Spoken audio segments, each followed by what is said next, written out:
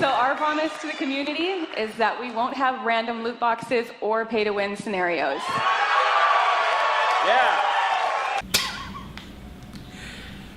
Can we please get that one more time? We won't have random loot boxes or pay-to-win scenarios.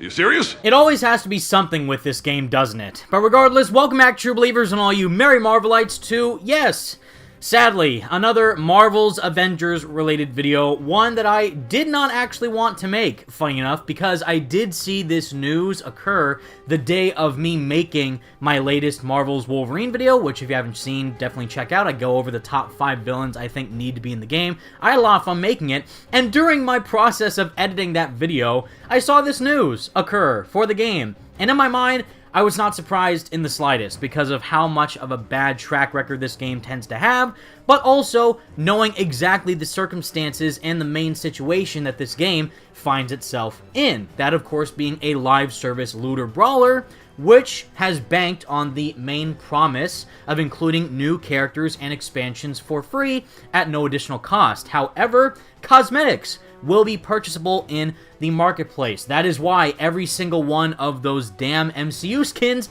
costs around $15 worth of your own money to pay for credits. And of course, you can make the argument, if you just play the game and unlock each of the individual heroes challenge cards, you will be awarded credits while playing the game, while grinding, through and through, continuously, non-stop. But the problem is, the process takes way too long, and they, in fact, extended the grind because they thought that unlocking skills for characters was too complicated for people to actually process. When in reality, it's because of this, that they want to sell you consumable XP boosters to have the grind be shortened for the game. However, you have to pay, obviously, real money, because if you don't know, this game is still within $67 million or more worth of developer debt. The game has still not yet made that amount of money back with its main production costs, and the amount of content that they are providing for free is not doing a whole lot to help their situation, so it was pretty much expected from the get-go that they were going to try and sell you more items to pay with real money in order to turn a profit. But the fact of the matter is that this is complete and utter hypocrisy coming straight from the mouth of the developers themselves, mainly I would think the publishers in this case, of Crystal Dynamics and Square Enix. So, in case you guys have no idea what I'm talking about, there was an article that does break down this situation entirely from IGN themselves, which I will read to you right now so that we can all get a better perspective as to what exactly is going on within the realm of Marvel's Avengers, if you are someone who is still avidly playing the game, or at least is slightly interested as to what the current status of this game is. So again, this article on IGN describes Square Enix and Crystal Dynamics have added the option to pay for XP and resource collection boosts using real money in Marvel's Avengers. The move has been slated by many fans who believe it offers a stark contrast to previous statements made surrounding the game's monetization tactics. Marvel's Avengers' recent addition to Xbox Game Pass is likely to have brought a range of new players to the game. But for pre-existing fans, however, news of the game's move to the new platform was shortly followed by the more troubling reality that its in-game marketplace now offers players the option to purchase boost-based consumables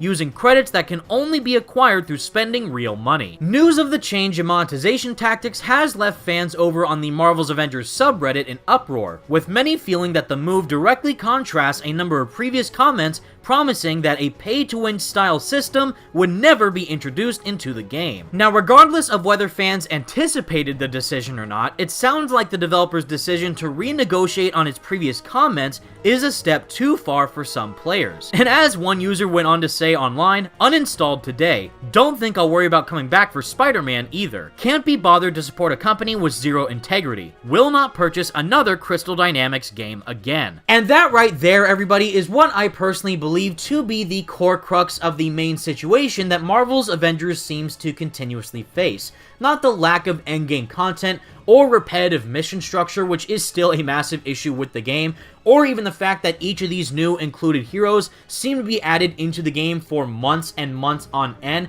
instead of adding them in continuously and on a regular basis like what they originally promised. It's simply the lack of communication that Marvel Crystal, and Square have with their main audience. Yes, it's great that the game has finally arrived on Xbox Game Pass, so that way people who want to play the game at a reasonable price, if not for free, can do so, try out the game, play the story, and then stop playing until they include other characters down the line.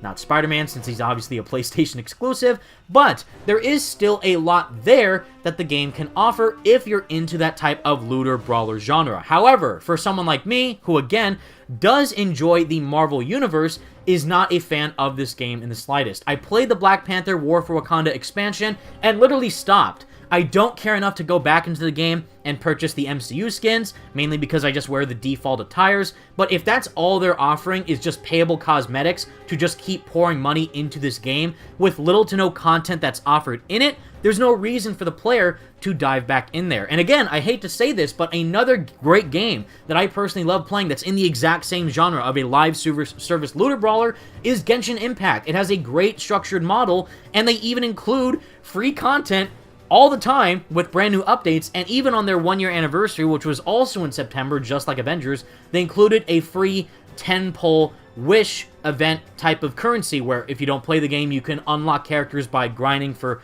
certain currency items, or you can pay real money to try and get the chance of getting a character faster. And in their anniversary, they just gave you 10 free chances to pull for a certain character or weapon that you could get at no cost. In my opinion, it's a great game, and definitely one that I thoroughly recommend that you check out. Marvel's Avengers, on the other hand, it's in a very, very bad time loop, essentially, where it doesn't seem to be learning from any of its massive mistakes, and just seems to keep digging itself into a deeper hole that not a lot of people are fond of. And of course, when Spider-Man is included, I'm going to play this game. Even when other heroes are included, maybe next year in 2022, because they did say that they are planning to include other heroes past 2021. I'll still play the game, but am I, as a fan, continuously playing the game non-stop and willingly going out of my way to spend money for these payable cosmetics and consumables? Absolutely not. This game has not deserved your money. It shouldn't, and you should make that clear to them that you, as a fan and as a player, will not stand for this type of just overall backpedaling that they have done, because again, that was clearly said from 2019 during E3, and as it stands right now in 2021, they have clearly gone back on what their promised word was, because they're obviously in a massive amount of debt, and they need to turn a profit for this game in order to keep including content for it for years to come. So, it's just a very odd situation that Marvel's Avengers is in. Again, if you're a fan of the game, if you're playing it non-stop 24/7, awesome. I'm not here to take that enjoyment away from you. I'm just saying that factually, there are some objectively bad things going on with Marvel's Avengers, and the recent decisions that Square Enix and Crystal Dynamics and even Marvel Games have made with this title have not helped it in any way, shape, or form, and this latest addition to the game, or lack thereof, is just one of the many mistakes that we have seen from it in the past. But with all that said, everyone, that is the video that I have for you today. I was not planning to make this video, but I thought it'd be nice to provide my 2 cents on the matter and just get all that information out there for you to truly understand what exactly is going on with this game. And again, I would recommend to not play it until they include other playable characters like Spider-Man or whichever the main hero is going to be that is not exclusive to one platform. But again, thank you all so much for watching. Leave a like on the video and subscribe to the channel if you did enjoy. And again, until next time, true believers, stay merry Marvelites, and peace out.